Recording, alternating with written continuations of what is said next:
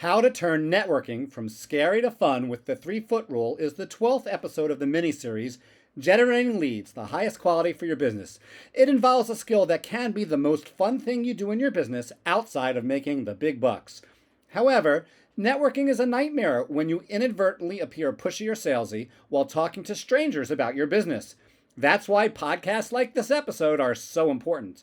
Today, I'll share a fun and effective way to enhance the networking skills category known as the 3-Foot Rule.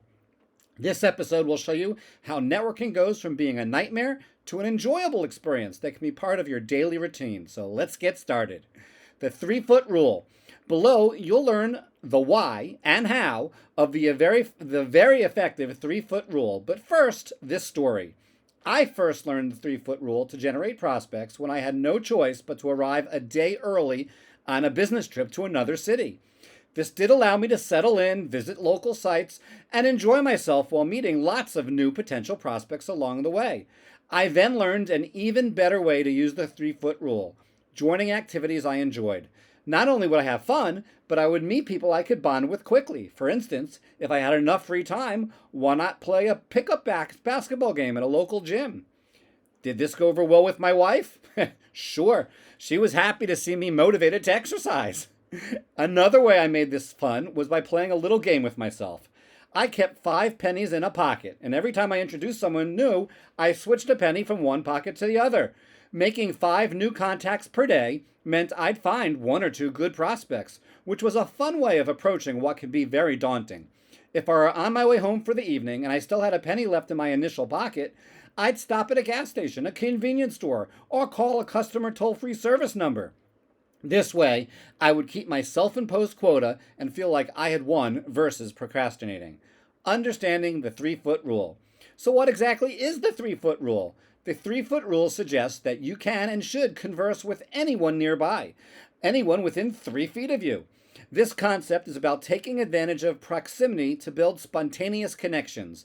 The beauty of the 3-Foot Rule is its simplicity and ability to make networking feel less daunting. But why is the 3-Foot Rule beneficial? Well, a few reasons.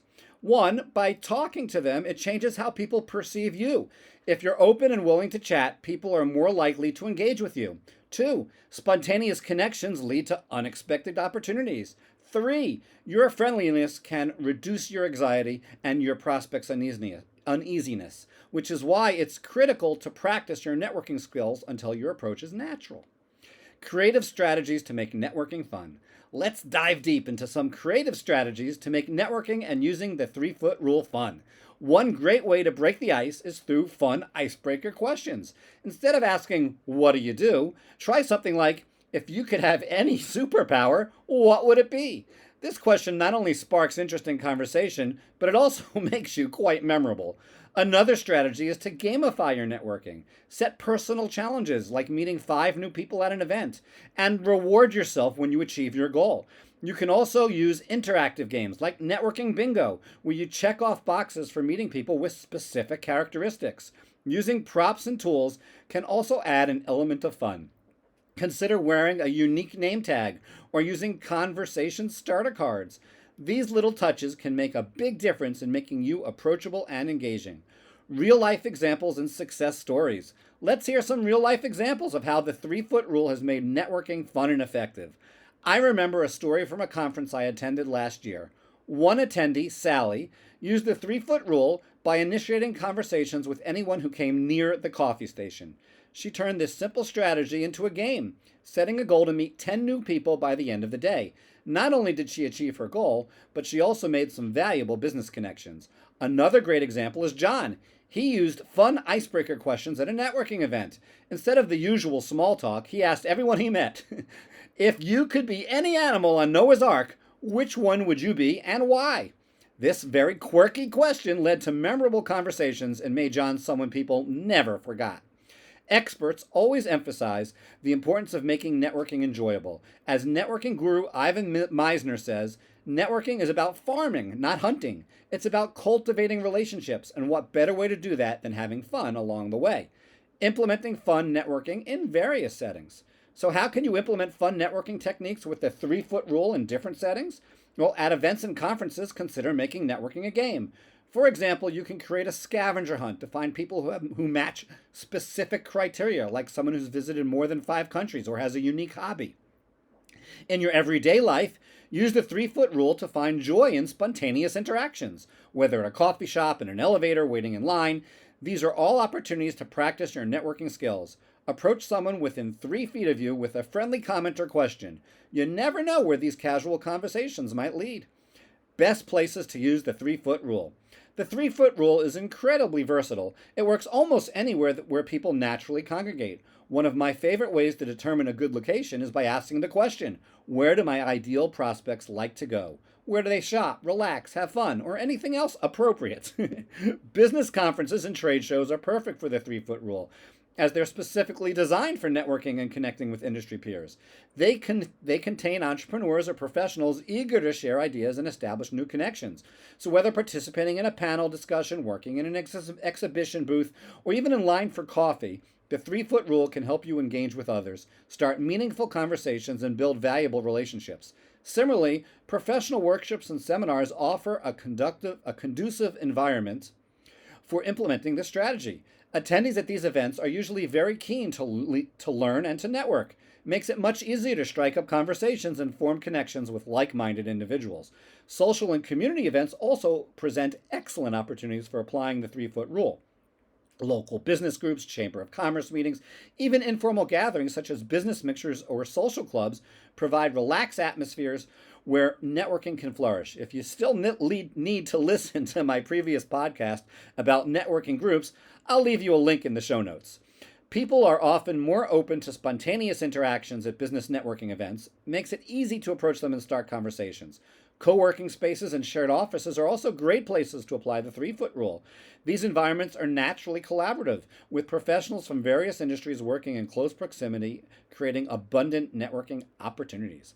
Lastly, everyday situations like cafes, gyms, and public transportation offer casual and low-pressure settings to practice the 3 foot rule. Engaging with people in these environments can lead to unexpected and beneficial connections, enhancing both your professional and personal networks. So, generating business leads with the 3 foot rule. To generate business leads using the 3 foot rule, prepare engaging conversation starters and icebreakers like the examples above, and then practice them so you could use the script naturally. Choose the questions that you ask carefully to be memorable and create opportunities for deeper, more meaningful conversations. Additionally, always have your business cards ready and easily accessible. After a friendly and engaging conversation, offering your card can be a seamless way to ensure that the interaction has a lasting impact. It also gives the other person a tangible reminder of who you are and what you offer. Now, don't make the common mistake of thinking that because you gave them your business card, you now have a contact. Ask them for their card in return. And when they say they don't have one, as most people don't nowadays, say that's okay. Let me add you to my contacts on my phone, or as a contact on LinkedIn, Facebook, or Instagram. Another tip is to focus on active listening and show genuine interest in the person you're speaking with. People appreciate when you remember details about them and their business. This attentiveness can set the foundation for a very strong professional relationship. Check the show notes for my episode on relationshipping. Follow up on your conversations promptly. Send a personalized email or message on social media within 24 to 48 hours to keep the momentum going. Mention something specific from your conversation to jog their memory and demonstrate your attention to detail. Additionally, be consistent in your approach. The 3 foot rule is most effective when applied regularly, whether you're at a formal networking event, a casual social gathering, or even during your daily commute. By consistently engaging with those around you, you'll naturally expand your network, you'll uncover new business leads, and you'll become really good at it. So, a recap and weekly podcast challenge. We hope that you found today's episode, How to Turn Networking from Scary to Fun, with the 3 foot rule as enjoyable as it's useful. To recap, the 3 foot rule is a fantastic way to make networking fun and effective. By using creative strategies like icebreakers, gamification, props, you can turn networking into an enjoyable experience. Remember the real-life success stories of Sally and John, who use these techniques to build valuable connections. And don't forget to implement these strategies in various settings, from professional events to your daily routine. Now it's your turn. Try out these fun networking techniques and let us know how they work for you.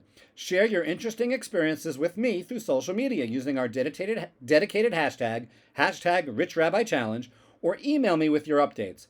I'd love to hear from you, and I'll send you my suggestions for improvements. Thank you for tuning in to The Rabbi Who Got Rich on Sunday. If you found value in today's episode, subscribe so you don't miss out on future insights and strategies to help you thrive. And don't forget to share this episode with a friend or colleague who could benefit from generating business leads through the 3-foot rule. So, our next episode will be the 13th in our mini-series about generating leads, where we'll learn about leveraging your time with a virtual assistant. Visit my website, therabbiwhogotrichonsunday.com, to access content-rich articles, including guidance and tips on living the dream life. If you're listening to this podcast on any popular podcast platform, you can also access a link to that webpage through the show notes.